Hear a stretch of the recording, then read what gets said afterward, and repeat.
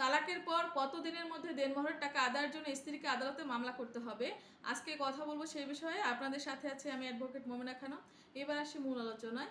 অনেকেই জানে না যে তালাকের পর কত দিনের মধ্যে আদালতে দেনমোহরের টাকা আদায়ের জন্য মামলা করতে হবে, আর সেজন্যই করব বলে অনেক বিলম্ব হয়ে গেলে তখন নানান সমস্যার সম্মুখীন হতে হয়। মূলত যদি তালাকের ক্ষেত্রে অর্থাৎ তালাক কার্যকর যদি হয়ে যায়, তাহলে যেদিন তালাক কার্যকর হবে তার পরবর্তী ঠিক 3 বছরের মধ্যে আপনাকে দেনমোহরের টাকা আদায়ের জন্য বিজ্ঞ আদালতে মামলা দায়ের করতে হবে। এই সময়টা যদি অতিক্রম হয়ে যায় তবে কিন্তু মামলাটি আর চলবে না, বা আপনার টাকাটা আদায়ে অনেক সমস্যার সম্মুখীন হতে হবে।